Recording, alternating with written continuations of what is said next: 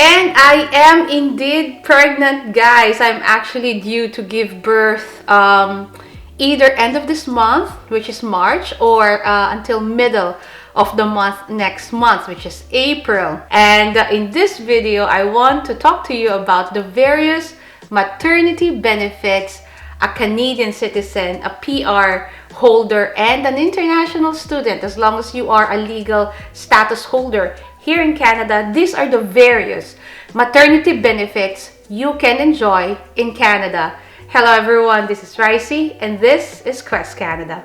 There are three kinds of maternity leave benefits that you can apply for in Canada. The first one is the maternity sick leave. The second one is the maternity leave itself. And the third one is the parental leave. So the maternity sick leave is the kind of sustenance that you can apply for with the government if you are not able to work because of illness due to pregnancy.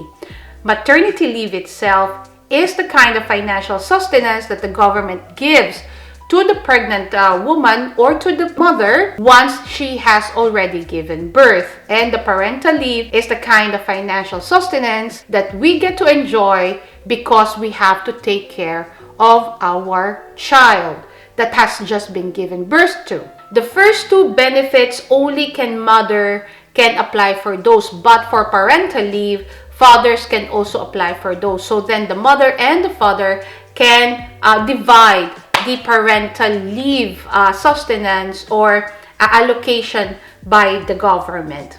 Now, there are basic eligibility requirements for a mother to be eligible to apply for any of this leave.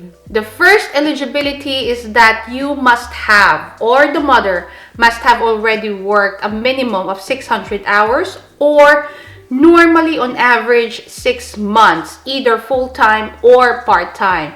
Now, part-time is something that is a little bit tricky, and this is something that we have to dive deep later on in this video. The second one is the SIN. You have to have a valid social insurance number. And the third one is the medical certificate from your doctor stating that you are indeed pregnant and you are to give birth in a certain date. So this medical certificate must have all the details of your practitioner. If you all remember, back in December, the government implemented a new rule wherein international students can work full-time, however much time they can afford to work, and therefore this makes the 600 hours of eligibility easier for international students to attain. If you are watching this video and this regulation is no longer valid, this regulation is actually valid from December 2022 until December 2023. Now, if you're watching this video in 2024 and this regulation is no longer valid, then your situation may be a little bit tricky. But there are ways for you to go around and truly complete the 600 hours of eligibility to be able to apply for maternity leave, but more of that later on in this video. And if you are an aspiring international student and you believe that this is a kind of benefit that will help you, or you would like to enjoy, one of the reasons that you want to move to Canada, visit my website questcanadaca.com, and in that website it will show you various ways for you to jumpstart your journey to being an international student here in Canada.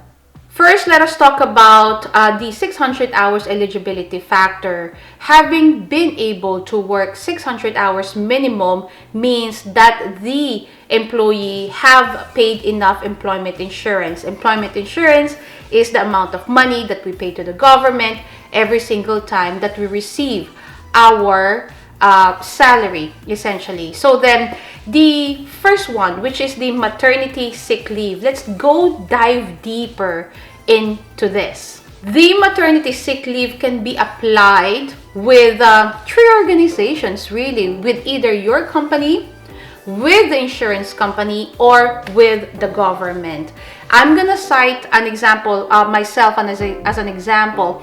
I work as an account manager for a private organization. My territories are New Brunswick and Prince Edward Island. So then my daily routine requires me to drive around Moncton, around the surrounding areas in Moncton or in New Brunswick, and then I have to drive to PEI on a regular basis as well. I also have to walk long distances. I have to stay overnight. I have to speak or have discussions and meetings with different people, and this is a daily requirement. During my first 6 to about 7 months, really, I did not feel the need to slow down, although I was already feeling nauseous. But when I hit, or when I entered my 8th month, that was the time that I felt the pain in my back and lower back, and I could not drive for long distances anymore. I could not walk long distances anymore, and so I spoke with my boss and I told him that I can no longer perform the job. The pain in my back and lower back were already unbearable. And so here in Canada, if there is a health and medical risk to a person doing her job, no company or no one can ever fire him or her or do anything that would significantly damage the financial status of a person.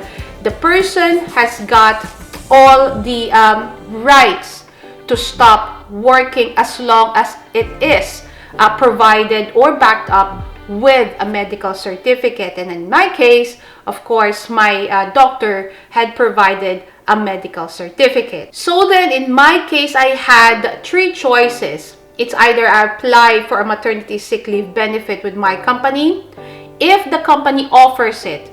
Now my company does not offer it. My second choice was to apply for a maternity sick leave benefit with my insurance that is being paid by the company.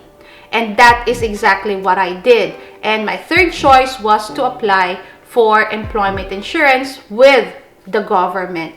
Now, the application for maternity sick leave benefit with the insurance company can be a little bit tricky. Remember, those guys don't want to pay as much as possible. So they will cite every single possible reason for them not to pay you. And so I did apply for a maternity sick leave benefit with the insurance company that is being paid by the organization that I work for.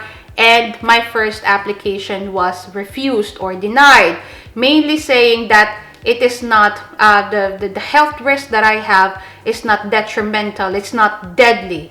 Apparently, you have to die first before they give you a maternity sick leave benefit. And so what I'm doing right now is I'm doing an appeal. When I do an appeal, I will have to provide extra documentations from my chiropractor and from my OB-GYN. As of the moment, as I speak, as I record this video, I am on that stage already. But nevertheless, I have already started my EI application, or my maternity sick leave application, with the government. And I have spoken with various government representatives, and I believe that this will go forth and I will get approval on this.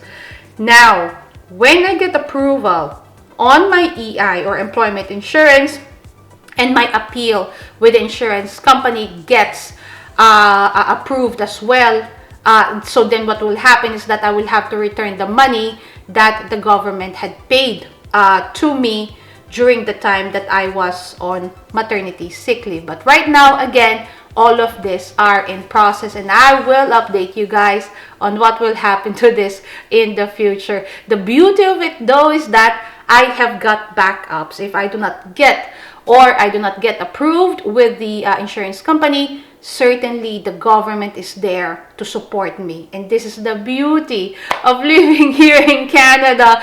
There's just it's not much really. You get 55% of your salary with the government. With the insurance company, you get 100%. quite obviously I want to have the approval from the insurance company. But if the push comes to shove, then I still have the government to sustain me financially while I am on maternity sick leave. Once you give birth, your benefit automatically goes to maternity leave. Maternity leave starts when you give birth to your child until 15 to 17 months. So that's our 17 weeks. So that means about 4 months. After 4 months or 15 to 17 weeks, you can go on a parental leave. So parental leave is when you take care of the child. The mother and the father can divide parental leave, but normally really the father just continues working. Parental leave have got two options, the standard and the extended one. The standard parental leave allows you to stay at home and take care of your child for 9 months with benefits, and the benefits will be right around 55% of your salary. The extended parental leave will allow you 61 weeks. So this is essentially longer than the standard leave, but your payment or the monthly or the bi-weekly payment that you will receive will be substantially lower than the standard parental leave. How much exactly you will receive will depend on your salary, and the calculation can be found in the CIC website, which you will find here. Now, going back with international students, if you're watching again this video in 2024 and the regulation of the government wherein a student can work full-time back in 2023 or in 2023 is no longer applicable, then there are ways for you to bridge this gap. Mainly one, or the only bridge that you can use is the on-campus work, because with on-campus, that's the only time that you can work as long as you want, as long as you can, and it will not be considered as part of the 20-hour limitation by the government. And so there it goes, guys. Those are the various maternity benefits of women or mothers to be here in Canada. It's a beautiful thing. It certainly helps a lot, especially to those single mother for sure.